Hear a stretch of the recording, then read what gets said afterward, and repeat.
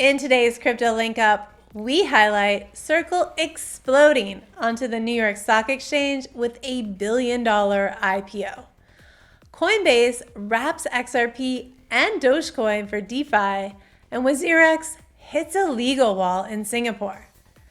Also ahead, US agents shut down a massive stolen card marketplace. The Ethereum Foundation updates its treasury playbook, and a solo Bitcoin miner pulls off a stunning win despite the odds. Let's get into today's top stories.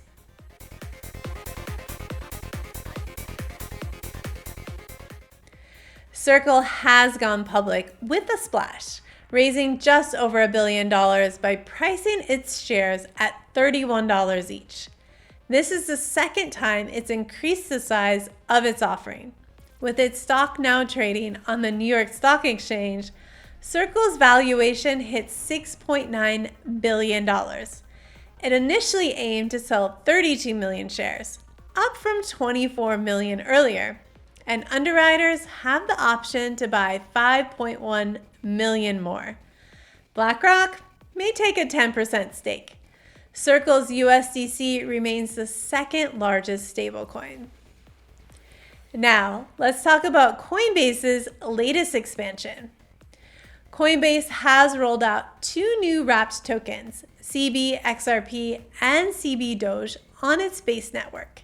These are backed one-to-one by XRP and Dogecoin held in Coinbase's custody, letting users tap into DeFi apps with lower fees and faster speeds.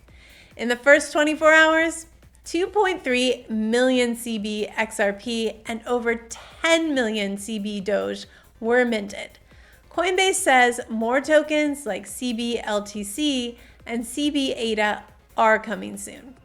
This builds on the success of CB BTC, which now has a market cap of $4.7 billion.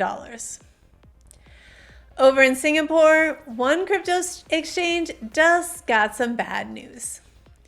WazirX's comeback effort has taken a hit after the Singapore High Court rejected its restructuring plan.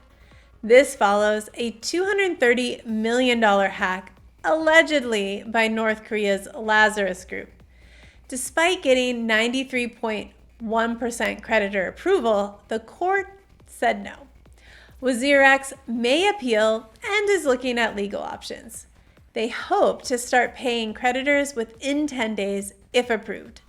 The plan was backed by parent firm Zetai, but now the exchange is back to square one.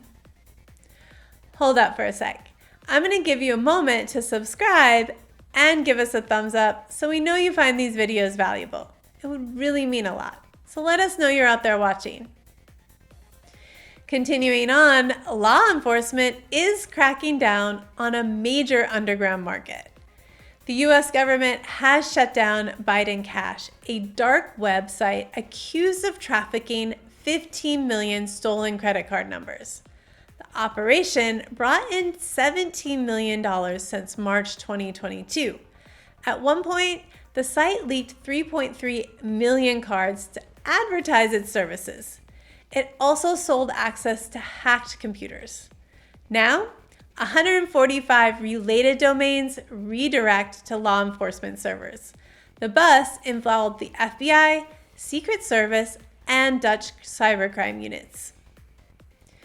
Continuing a story from yesterday, Ethereum is making more changes. The Ethereum Foundation is changing how it handles its treasury. It plans to use its ETH reserves more actively during key moments like downturns. The foundation has added 2 co-directors and updated its mission to better support Ethereum's long-term role. They've promised more transparency in reporting ETH sales and will now explore staking and DeFi-based earning options. Staff working on treasury matters are being trained in using privacy tools.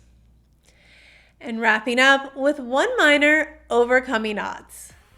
A solo Bitcoin miner has pulled off an unlikely win by mining block 899,826 and earning a reward of $330,386. This happened early June 5th, despite the network hitting record difficulty. The miner used solo CK pool and possibly rented power to push hash rate to 259 pH per second. The block included 3,680 transactions. Wins like this are rare, but it's not the first one this year. It shows there's still room for the little guy in crypto mining. And that's our daily link up. Make sure to give us a thumbs up and subscribe so you don't miss out on any updates. I'll catch you in the next one.